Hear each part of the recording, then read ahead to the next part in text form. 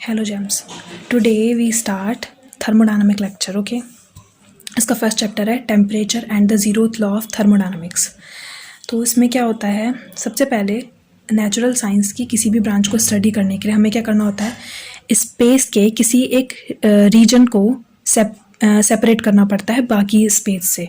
Okay, मतलब एक finite portion लेना है जिसके अंदर हमें कंसीडरेशंस करनी है या फिर उस मतलब जिस पोर्शन के बारे में हमें स्टडी करनी है उसे स्पेस के बाकी रीजन से अलग किया जाता है। ठीक है, तो वो जो रीजन है जिसे हमने किसी आर्बिट्ररी बाउंड्री से बाउंड कर दिया है उसको हम क्या बोलते हैं, सिस्टम। और anything outside the system is called surrounding. Okay, और वो जो सराउंडिंग है उसमें कोई और सिस्टम भी एग्जिस्ट कर सकता है। ओके, और जिस आर्बिट्ररी बाउंड्री से हमने सिस्टम को बाउंड किया है वो दो टाइप की हो सकती है। या तो आर्बिट्ररी बाउंड्री ऐसी होगी जिसमें से हमारा मैटर क्रॉस हो सके, तो उसको हम बोलते हैं ओपन बाउंड्री, और या फिर ओपन सिस्टम। ओके, और अगर हमारी बाउंड्री ऐसी है कि उसमें से मैटर क्रॉस नहीं किया कर रहा है तो उसको हम बोलते हैं that system is closed. Okay, तो there are two types of system, open system and close system. Open system is this is that in which exchange of matter occur, and when no matter crosses the boundary the system is called closed system. Okay, अब अगर हमें किसी भी system मतलब system को देखना है या किसी भी चीज़ पे स्टडी करनी है तो सबसे पहला काम क्या था, हमें एक सिस्टम डिसाइड करना था। नेक्स्ट काम क्या होता है, हमें एक स्केल डिसाइड करना है कि हमें किस स्केल मतलब उसकी सिस्टम के अंदर जो भी मैटर या जो भी चीज़ है उसके बारे में जब हमें जानना है तो किस स्केल पे जानना है। दो टाइप के स्केल होते हैं या फिर दो तरीके के पॉइंट ऑफ व्यूज़ हो सकते हैं, एक मैक्रोस्कोपिक पॉइंट ऑफ व्यू और दूसरा microscopic point of view. Macroscopic point of view में क्या होता है, सिस्टम के अंदर सिस्टम की प्रॉपर्टीज़ को हमें जानने के लिए कुछ वेरिएबल्स को डिसाइड करना पड़ेगा। अब वो जो वेरिएबल्स हैं वो जो हैं वो ह्यूमन स्केल पे हम कैलकुलेट कर रहे हैं या फिर मॉलिक्यूलर स्केल पर। अगर वो ह्यूमन स्केल या फिर इससे लार्जर होते हैं तो उसे बोलते हैं मैक्रोस्कोपिक पॉइंट ऑफ व्यू। और अगर हम जो भी कैरेक्टरिस्टिक्स या वेरिएबल्स हैं वो अप्रॉक्सीमेटली मॉलिक्यूलर स्केल पर हैं तो उसे हम बोलते हैं microscopic point of view. Okay, तो मैक्रोस्कोपिक पॉइंट ऑफ व्यू में हमने जो कंसीडर किए वेरिएबल्स वो क्या है, ह्यूमन स्केल पे मेजर किए जाएंगे। इसके अंदर क्या क्या आ सकते हैं, मतलब ये क्वांटिटीज़ जो वेरिएबल्स हैं वो क्या क्या हो सकते हैं, वो हो सकता है mass, composition, volume, pressure, temperature, etcetera etcetera. Okay, तो जो क्वांटिटीज़ लार्जर स्केल पर किसी भी कैरेक्टरिस्टिक को मतलब किसी भी सिस्टम को समझाने के लिए जो कैरेक्टरिस्टिक्स यूज़ की जाती हैं उन्हें हम बोलते हैं मैक्रोस्कोपिक कोऑर्डिनेट्स। मतलब एक तरीके से प्रॉपर्टीज़ ही हैं लेकिन मैक्रोस्कोपिक स्केल पर हैं तो उसे क्या बोलेंगे, मैक्रोस्कोपिक कोऑर्डिनेट्स। एक तरीके से मैक्रोस्कोपिक प्रॉपर्टीज़ हो गया लेकिन नाम क्या दिया है, मैक्रोस्कोपिक कोऑर्डिनेट्स। अब मैक्रोस्कोपिक कोऑर्डिनेट्स कौन से हैं, उसे पहचानने के लिए उसकी कुछ प्रॉपर्टीज़ हैं जिसे हम पढ़ते हैं। चार प्रॉपर्टियाँ मेनली। पहली क्या है कि मैक्रोस्कोपिक कोऑर्डिनेट्स में हम क्या करते हैं, मतलब ये जो कोऑर्डिनेट्स होते हैं इसे जब अप्लाई किया जाता है तो जो सिस्टम होता है उसके स्ट्रक्चर से रिलेटेड हम कोई भी एजम्पशन नहीं लेते। ठीक है, मतलब no assumption, no special assumption concerning the structure of matter, field and radiation in macroscopic point of view. Okay, और ये जो होते हैं मतलब सिस्टम को डिस्क्राइब करने के लिए बहुत मतलब कम नंबर ऑफ वेरिएबल्स हमें डिसाइड करने पड़ते हैं। कुछ से ही हमें पता चल जाता है सिस्टम के बारे में, ज़्यादा नंबर ऑफ वेरिएबल्स हमें कंसीडर नहीं करने होते हैं। और दूसरा क्या होता है, ये हमारे सेंस ऑर्गन से फील किए जा सकते हैं। लाइक प्रेशर को हम फील कर सकते हैं, फोर्स को भी हम फील कर सकते हैं। तो क्या हो गया, they are fundamental as suggested more or less directly by our sensory perception. Okay, last क्या है, they can directly measure. Okay, इन्हें हम डायरेक्टली मेजर भी कर सकते हैं। ओके, अब इन सारी प्रॉपर्टीज़ को देखते हुए अब हमारे पास थर्मोडायनामिक्स की अच्छी वाली वो आएगी डेफिनेशन। वैसे तो हमने क्या पढ़ा है थर्मोडायनामिक्स को, मोशन ऑफ थर्मल एनर्जी है ना, थर्मोडायनामिक्स जो बचपन से पढ़ते आए हैं। बट अब हम थर्मोडायनामिक्स की अच्छी वाली डेफिनेशन पढ़ेंगे थोड़ा बड़े लेवल पे अब, क्योंकि हम बड़े हो गए हैं ना। तो थर्मोडायनेमिक्स क्या है, it is the branch of natural science that deals with macroscopic properties of characteristics of nature and always includes the macroscopic coordinate of temperature for every system. क्या कह रहा है ये कि मतलब नेचुरल साइंस की वो ब्रांच जिसके अंदर हम किसी भी मतलब नेचर के मैक्रोस्कोपिक प्रॉपर्टीज़ को कंसीडर करते हैं, और इन मैक्रोस्कोपिक प्रॉपर्टीज़ में जो टेम्परेचर है वो हमेशा इंक्लूड होता है। ठीक है, मतलब एक सिस्टम लिया, उसको डिस्क्राइब करने के लिए हम मैक्रोस्कोपिक कोऑर्डिनेट्स लेते हैं, ठीक है, तो उसको क्या बोलते हैं हम, थर्मोडायनामिक्स। अब मैक्रोस्कोपिक स्केल पर मतलब बहुत सारी मैक्रोस्कोपिक ब्रांचेस ऑफ साइंस हैं, ठीक है, उनसे हम कैसे अलग करेंगे थर्मोडायनामिक्स को, उसको अलग करने के लिए सिंपल एक चीज़ है, टेम्परेचर। मतलब एक जो मैक्रोस्कोपिक कोऑर्डिनेट टेम्परेचर है वो थर्मोडायनामिक्स में हर सिस्टम के लिए लिया जाता है। मतलब एक वेरिएबल तो डिसाइड है कि टेम्परेचर तो आना ही आना है, ठीक है, और बाकी सारे जो मैक्रोस्कोपिक ब्रांचेस ऑफ साइंस है उसमें ऐसा कुछ कंपलसरी नहीं है कि उसमें टेम्परेचर लेना ही लेना है। जैसे कि ये लिखा है, the presence of temperature distinguishes thermodynamics from other macroscopic branches of science such as geometrical optics, mechanics और इलेक्ट्रिसिटी एंड मैग्नेटिज्म। ओके, अब जो मैंने बताया था आपको microscopic point of view, it considers variable और characteristics of a system at approximately the molecular scale. मतलब जब हम छोटे स्केल पर मॉलिक्यूलर या एटॉमिक लेवल पे हम बात करते हैं तो फिर वो क्या हो गया, माइक्रोस्कोपिक पॉइंट ऑफ व्यू। अब माइक्रोस्कोपिक पॉइंट ऑफ व्यू में जो माइक्रोस्कोपिक कोऑर्डिनेट्स आएंगे उससे रिलेटेड कुछ प्रॉपर्टीज होती हैं कि कौन से हो सकते हैं। जो माइक्रोस्कोपिक पॉइंट ऑफ व्यू होता है ना, उसमें हमें माइक्रोस्कोपिक कोऑर्डिनेट्स कंसीडर करने के लिए क्या होता है, बहुत सारी अजम्पशन लेनी पड़ती हैं। Assumptions are made concerning the structure of matter, fields और रेडिएशन।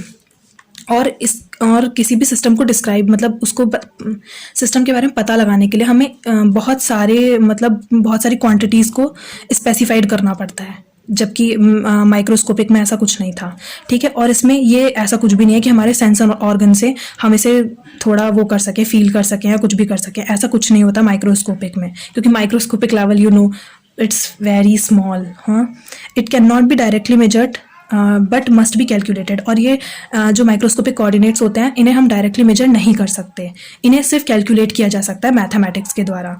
तो अब जब हम मैक्रोस्कोपिक कोऑर्डिनेट्स ले रहे हैं तो उसे स्टडी करने के लिए कौन सी ब्रांच आई साइंस की, थर्मोडायनामिक्स। अब जब वो तो है मैक्रोस्कोपिक के लिए थर्मोडायनामिक्स, अब माइक्रोस्कोपिक पॉइंट ऑफ व्यू के लिए कौन सी आएगी, स्टैटिकल मैकेनिक्स। ओके, तो स्टैटिकल मैकेनिक्स के अंदर हम माइक्रोस्कोपिक प्रॉपर्टीज को कंसीडर करते हैं। जैसे कि लिखा है, it is the branch of natural science that deals with the microscopic characteristics of nature. Okay, microscopic क्या बोलते हैं, माइक्रोस्कोपिक मतलब स्टैटिकल मैकेनिक्स में मोस्टली क्या होता है ना, जो हम सिस्टम लेते हैं उसमें जो भी मैटर वगैरह है उससे के इंटरनल स्ट्रक्चर से रिलेटेड बहुत सारी अजम्पशंस हमें लेनी पड़ती हैं, ठीक है। और इनका होता क्या है ना, स्टैटिकल मैकेनिक्स और थर्मोडायनामिक्स में मतलब एक तरीके से अगर डिस्टिंग्विश करें तो अगर स्टैटिकल मैकेनिक्स चल रही है तो इसमें बहुत सारी अजम्पशंस हैं, ठीक है, जो आगे जाके फॉल्स हो भी सकती हैं, ठीक है, लेकिन थर्मोडायनामिक्स कभी भी रॉन्ग प्रूफ नहीं हुआ है अभी तक, ठीक है ना। और स्टैटिकल मैकेनिक्स में ये भी है कि इसमें कैलकुलेशंस करनी पड़ती हैं और कोई भी मेजर करने का डायरेक्ट मेथड नहीं है, ठीक है। और अगर हमें देखना है कि स्टैटिकल मैकेनिक मतलब कोई हमने सिस्टम लिया, उसे हम थर्मोडायनामिक से भी वो कर रहे हैं, एक तरीके से इसकी मेजरमेंट्स कर रहे हैं, और स्टैटिकल मैकेनिक्स से भी। तो अगर स्टैटिकल मैकेनिक्स से आती हैं तो फिर हमें ये देखना पड़ता है कि स्टैटिकल मैकेनिक्स का आंसर राइट है या रॉन्ग, उसके लिए हमें फिर से थर्मोडायनामिक्स में जाना पड़ता है, ठीक है। तो थर्मोडायनामिक्स इज बेटर देन ऐसा कहा जा सकता है शायद, लेकिन वो मैक्रोस्कोपिक के लिए और ये माइक्रोस्कोपिक के लिए। आई थिंक समझ में आ गया होगा। अब क्या है स्कोप ऑफ थर्मोडायनामिक्स। वैसे थर्मोडायनामिक्स में होता क्या है ना कि सिस्टम के इंटीरियर पार्ट में अटेंशन दी जाती है, मतलब कि सिस्टम के अंदर क्या हो रहा है हमें वो देखना होता है, ठीक है, थर्मोडायनामिक्स में, ठीक है। In thermodynamics the attention is directed to the interior of the system. Okay, और इसमें macroscopic point of view adopt किया जाता है, ये तो मैंने आपको बता दिया। उसके बाद क्या होता है, सिंपल है, अब मैक्रोस्कोपिक क्वांटिटीज़ जो हैं वो बहुत सारी हैं, ठीक है, लेकिन हमें कौन सी लेनी है करके मतलब कैसे पता लगे, वो तो प्रॉपर्टीज से डिसाइड हो जाता है। अब इन्होंने एक टर्म बताई है थर्मोडायनामिक कोऑर्डिनेट्स। ये क्या होता है, थर्मोडायनामिक्स कोऑर्डिनेट एक तरीके से माइक्रोस्कोपिक कोऑर्डिनेट्स ही हैं, लेकिन क्या है वो वाले माइक्रोस्कोपिक कोऑर्डिनेट्स जो हमारे सिस्टम पे कुछ इफेक्ट डालते हों उन्हें हम बोलते हैं thermodynamic coordinates. Okay, it can defined as microscopic quantities including temperature having a bearing on the internal state of a system are called thermodynamic coordinates. Okay, और इन थर्मोडायनामिक्स कोऑर्डिनेट से ही हम सिस्टम की इंटरनल एनर्जी डिटरमाइन करते हैं। Okay, अब वैसे बहुत easy हो गया एक तरीके से थर्मोडायनामिक सिस्टम को डिफाइन करना, जब आपको अगर थर्मोडायनामिक कोऑर्डिनेट समझ में आ गया है तो। अगर हम किसी भी सिस्टम को थर्मोडायनामिक कोऑर्डिनेट्स की टर्म्स में डिस्क्राइब कर सकें तो ऐसे सिस्टम को हम क्या बोलते हैं, थर्मोडायनामिक सिस्टम। बहुत ईजी है वैसे, अगर समझ में आए तो वैसे समझ में आ ही जाएगा क्या है, सिंपली क्या है, हमने क्या लिया, मैक्रोस्कोपिक क्वांटिटीज किसी सिस्टम को डिस्क्राइब करने के लिए, ठीक है।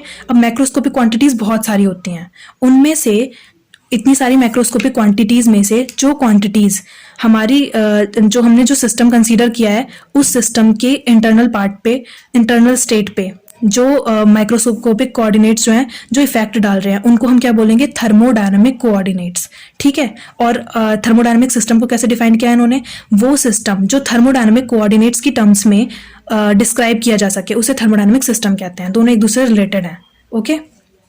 अब थर्मोडायनामिक कोऑर्डिनेट्स हो गए। अब ये जो मैक्रोस्कोपिक कोऑर्डिनेट कह दो या फिर अब हम और आगे बढ़ गए हैं तो अब हम बोलेंगे इन्हें थर्मोडायनामिक्स कोऑर्डिनेट्स। थर्मोडायनामिक कोऑर्डिनेट्स में कुछ इंडिपेंडेंट कोऑर्डिनेट्स होते हैं और कुछ डिपेंडेंट कोऑर्डिनेट्स होते हैं। मोस्टली हम प्रेशर और वॉल्यूम को इंडिपेंडेंट कोऑर्डिनेट्स लेते हैं, ठीक है। क्योंकि ये होते भी इंडिपेंडेंट कोऑर्डिनेट्स ही एक तरीके से। अगर हम देखें तो क्या होता है कि प्रेशर अगर बढ़ रहा है, मतलब प्रेशर को कांस्टेंट रखा जाए तो वॉल्यूम जो है डिक्रीज होगा या इंक्रीज होगा, जो भी होगा, ठीक है ना, मतलब इसमें चेंजेस आएगा।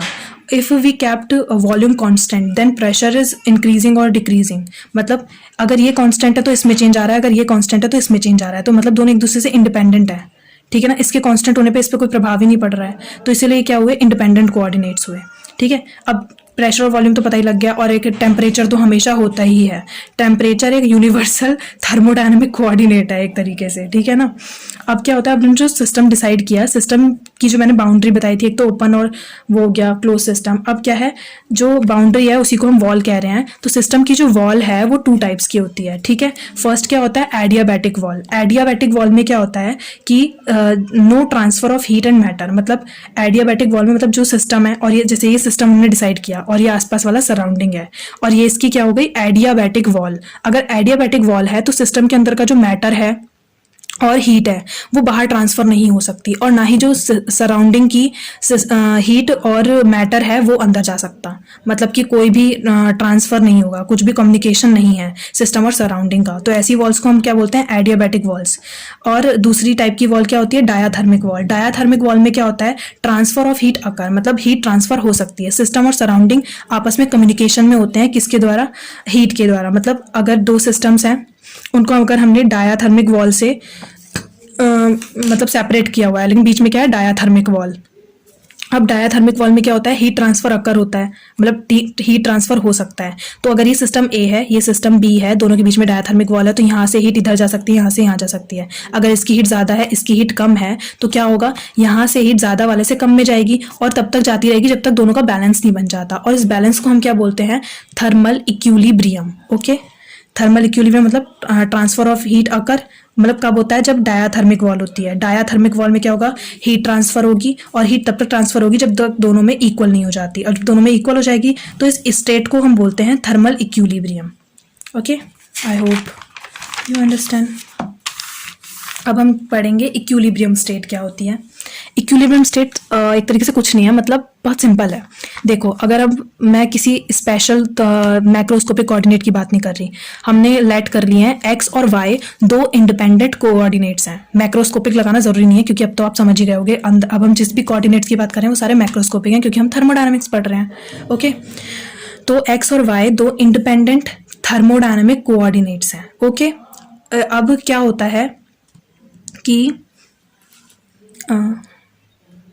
अगर हम जो एक्स और वाई कोऑर्डिनेट हैं किसी सिस्टम के, उन दोनों को कांस्टेंट रखें, ठीक है, और जो एक्सटर्नल कंडीशंस हैं, मतलब एक्सटर्नल कंडीशंस क्या हो गए, सराउंडिंग्स वगैरह, उसमें भी कोई चेंज ना करें। मतलब जो एक्स और वाई क्या है, कोऑर्डिनेट्स हैं जो किसको डिसाइड करते हैं, सिस्टम की स्टेट को डिसाइड करते हैं। तो अगर सिस्टम की स्टेट में भी चेंज नहीं कर रहे हम एक तरीके से, और एक्सटर्नल कंडीशंस में भी कोई चेंज नहीं कर रहे, तो क्या होगा, आसपास कुछ चेंज नहीं हो रहा, तो इस स्टेट को हम क्या बोलते हैं, इक्विलिब्रियम स्टेट, ठीक है। मतलब a state of a system in which the coordinates x and why have definite values that remain constant so long as the external conditions are unchanged is called an equilibrium state, okay.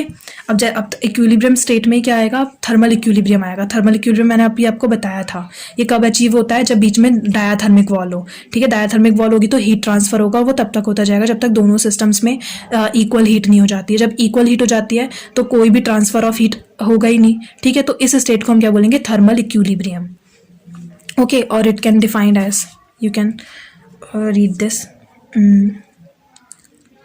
Thermal equilibrium समझना बहुत ज़रूरी है, तभी आपको zeroth law समझ में आएगा। Okay, I think आ गया होगा थर्मल इक्विलिब्रियम समझ में। अब हम देखते हैं zeroth law of thermodynamics. Okay, और थोड़ी सी इसके बाद हम इसकी हिस्ट्री भी पढ़ेंगे कि इसका नाम ज़ीरोथ लॉ ही क्यों पड़ा। ओके, तो ज़ीरोथ लॉ ऑफ थर्मोडायनामिक्स क्या कहता है? सिंपली अभी आप ये सब नहीं देखना है, सिंपल इसको देखना है। ओके, सी दिस, हमारे पास 3 सिस्टम्स हैं। Okay, 3 system A, B and C। अगर हम सिस्टम A और B को, ये बीच में जो ये है डायगोनल शेड्स, ये किसको रिप्रेजेंट करती है? हमारे एडियाबैटिक वॉल्स को। और ये जो हैवी लाइंस हैं वो हमें शो करती हैं डायाथर्मिक वॉल। मतलब सिस्टम ए और बी के बीच में एडियाबैटिक वॉल है, मतलब नो ट्रांसफर ऑफ हीट अकर, यहाँ पे कोई भी ट्रांसफर ऑफ हीट नहीं होगा। और सिस्टम सी जो है, और सिस्टम सी ए और सी बी, इनके बीच में क्या है? डायाथर्मिक वॉल, मतलब हीट ऑफ ट्रांसफर, मतलब हीट ट्रांसफर हो सकती है यहाँ। इससे हम कह सकते हैं कि सिस्टम ए सी, इन दोनों के बीच में डायाथर्मिक वॉल है। मतलब जब मैंने क्या बताया था, जब डायाथर्मिक वॉल होगी तो कम्युनिकेशन अकर होगा, और उसके बाद क्या होगा? थर्मल इक्विलिब्रियम हो जाएगा, क्योंकि यहाँ पे क्या होगा? किसी की भी हीट ट्रांसफर होगी, उसके बाद हीट इक्वल, मतलब दोनों की इक्वल हो जाएंगी, जिससे क्या होगा? थर्मल इक्विलिब्रियम हो गया। तो ए सी के साथ थर्मल इक्विलिब्रियम में है, क्योंकि ये क्या है? बीच में डायाथर्मिक वॉल है। अब हम ये भी कह सकते हैं कि इन दोनों के बीच में भी डायाथर्मिक वॉल है, तो बी और सी सिस्टम जो है आपस में थर्मल इक्विलिब्रियम में है। तो ये देखा जाता है कि जब ए सी के साथ थर्मल इक्विलिब्रियम में है और बी भी सी के साथ थर्मल इक्विलिब्रियम में है, लेकिन ए और बी आपस में कम्युनिकेशन में नहीं है, एडियाबैटिक वॉल है बीच में। तो अगर हम ये एक्सचेंज कर दें वॉल्स को, मतलब यहाँ पे एडियाबैटिक लगा दें, यहाँ पे डायाथर्मिक लगा दें, तो क्या होता है? यहाँ पे कोई भी चेंज नहीं होता, बल्कि होना क्या चाहिए था? अगर 2 सिस्टम है, ये इसके साथ थर्मल इक्विलिब्रियम, ये इसके साथ थर्मल इक्विलिब्रियम में, ठीक है। और जब हमने चेंज किया इन वॉल्स को, तो यहाँ पे भी हीट ट्रांसफर होना चाहिए था, बट यहाँ पे हुआ ही नहीं। ऐसा क्यों नहीं हुआ? क्योंकि ये दोनों भी आपस में थर्मल इक्विलिब्रियम में है। क्या हुआ? ए सी आपस में थर्मल इक्विलिब्रियम में, और बी और सी भी आपस में थर्मल इक्विलिब्रियम में। एक तरीके से इन दोनों का टेम्परेचर सेम हो गया, और जब ये इसके साथ थर्मल इक्विलिब्रियम में, तो इन दोनों का टेम्परेचर सेम हो गया। वैसे टेम्परेचर की बात अभी करनी नहीं चाहिए थी, हीट कंटेंट समझ लो, हीट दोनों की सेम हो गई। अब इन दोनों की भी तो आपस में सेम होगी ना, एक तरीके से। ए मैथमेटिक्स में क्या होता है? A is equals to C and C is equals to B, then we know A is equals to B. तो यही बात थर्मोडायनामिक्स में है। अगर 2 सिस्टम किसी तीसरे सिस्टम के साथ थर्मल इक्विलिब्रियम में है, तो वो दोनों आपस में भी थर्मल इक्विलिब्रियम में होंगे, ठीक है। तो ज़ीरोथ लॉ यही कहता है, 2 systems in thermal equilibrium with a third system are in thermal equilibrium with each other, वो आपस में भी थर्मल इक्विलिब्रियम में होगा। ऐसे ही यहाँ पे भी देख सकते हैं, if A and B are each in thermal equilibrium with C, then A and B are in thermal equilibrium with each other, वो आपस में भी हो गया। इसीलिए जब हमने ये वॉल्स को चेंज किया, तो इन दोनों में आपस में कोई भी, मतलब कुछ भी चेंज नहीं आया, इनकी प्रॉपर्टीज में भी कोई एक्सचेंज नहीं हुआ, मतलब कुछ भी नहीं हुआ। क्यों नहीं हुआ? क्योंकि यहाँ पे थर्मल इक्विलिब्रियम था।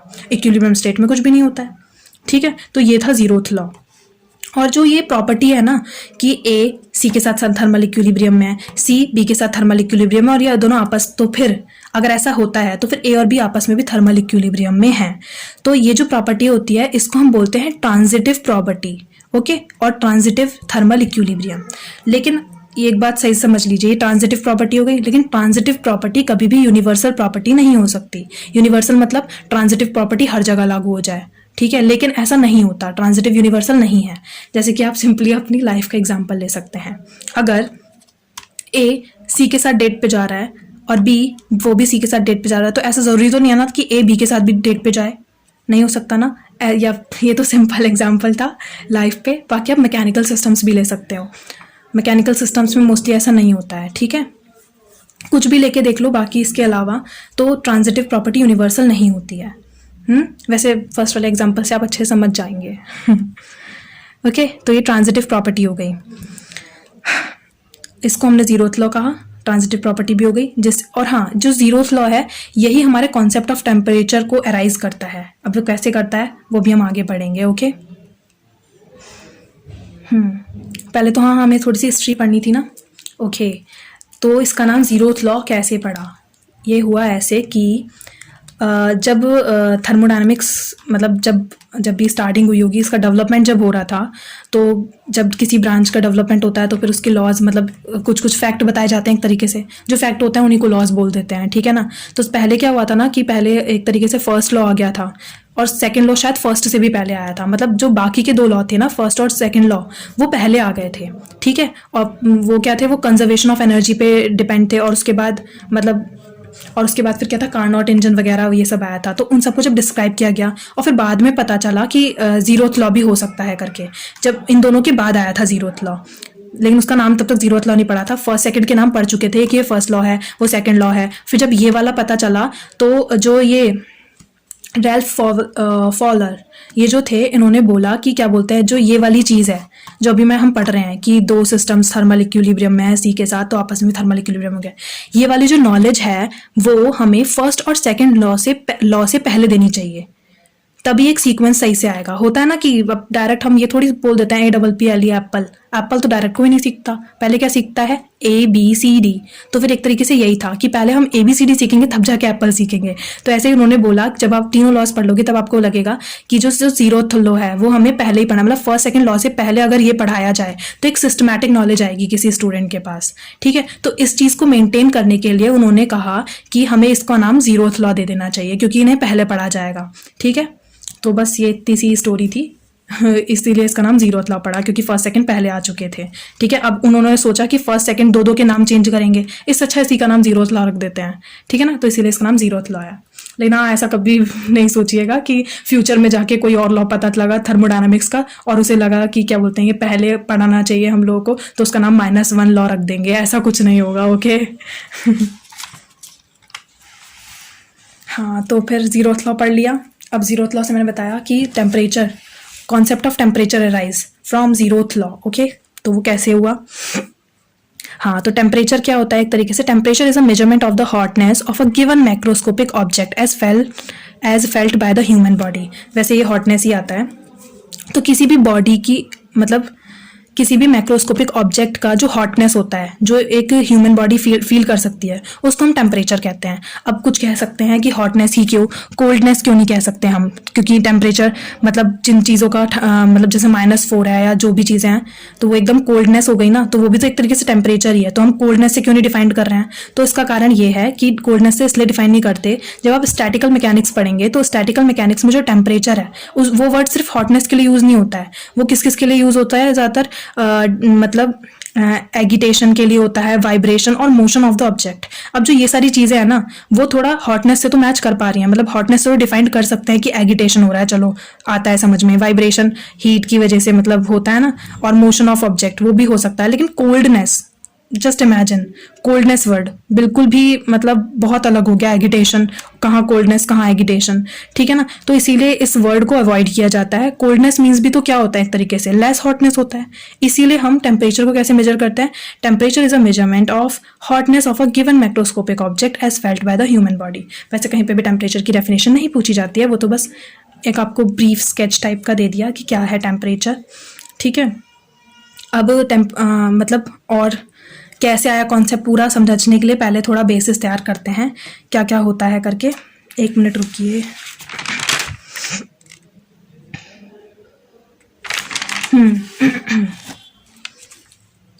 हाँ, तो फिर इसके कॉन्सेप्ट को समझने से पहले एक बार देख लेते हैं आइसोथर्म क्या होता है, ठीक है।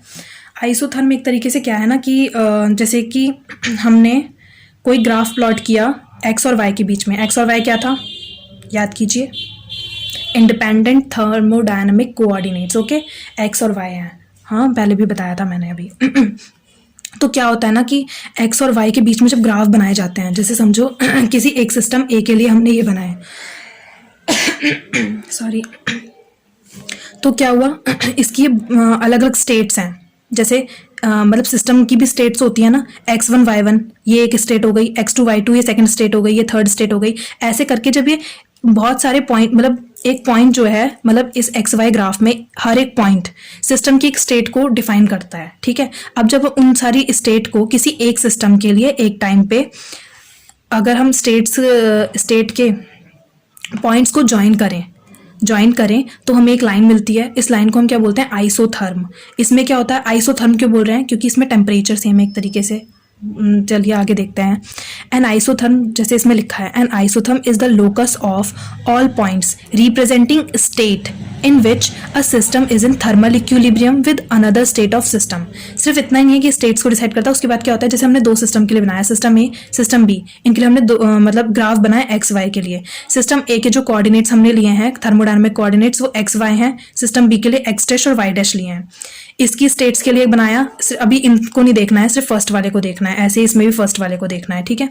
फर्स्ट वाले की स्टेट्स को मिला के एक लाइन बनी, ये वाली फर्स्ट वाली, और ये क्या है, एक्स प्राइम वाई प्राइम जो भी है, ठीक है, इनसे एक बनी तो फर्स्ट प्राइम बन गया इनकी स्टेट्स से। अब अगर हम कहें कि इस सिस्टम ए की जो एक स्टेट है x1 y1, ये जो है इसके साथ थर्मल इक्विलिब्रियम में, किसके साथ, with another state of system, हाँ, ये जो है इसके साथ थर्मल इक्विलिब्रियम में है। अगर ये इसके साथ थर्मल इक्विलिब्रियम में है तो ये सब भी इसके साथ थर्मल इक्विलिब्रियम में होंगे, या फिर हम ऐसा कह सकते हैं, सुनिए, ये इसके साथ थर्मल इक्विलिब्रियम में है। यहाँ पे देखना है x1 y1, x1 प्राइम और y1 प्राइम के साथ थर्मल इक्विलिब्रियम में है।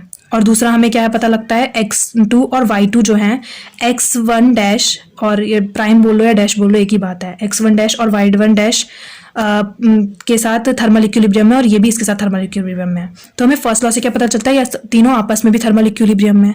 सिमिलरली ये जो है मतलब इस सिस्टम मतलब एक सिस्टम की तीनों स्टेट किसी दूसरे सिस्टम की सिर्फ एक स्टेट के साथ अगर थर्मल इक्विलिब्रियम में है तो वो तीनों आपस में भी थर्मल इक्विलिब्रियम में होंगी। सिमिलरली अगर ये वाले सिस्टम की तीनों स्टेट्स सिर्फ इस सिस्टम की किसी भी एक सिस्टम के मतलब स्टेट के साथ थर्मल इक्विलिब्रियम है तो तीनों आपस में थर्मल इक्विलिब्रियम में होंगी, ठीक है। तो ऐसा हम मान लेते हैं कि ये इसके साथ थर्मल इक्विलिब्रियम में, ये इसके साथ थर्मल इक्विलिब्रियम में, और ये इसके साथ थर्मल इक्विलिब्रियम में। इतनी इन्फॉर्मेशन हमें मिली है, तो नेक्स्ट इन्फॉर्मेशन हमें जीरोथ लॉ से पता चल जाती है कि तीनों आपस में भी थर्मल इक्विलिब्रियम में है।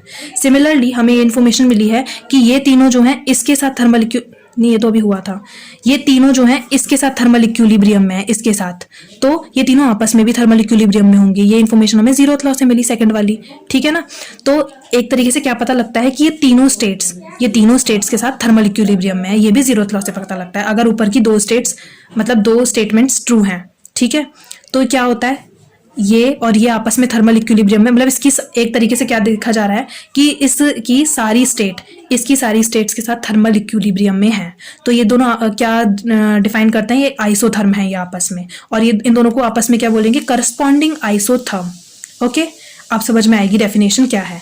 An isotherm is the locus of all points representing, कौन से वाले points, representing states in which a system is in thermal equilibrium with one state of another system, ठीक है।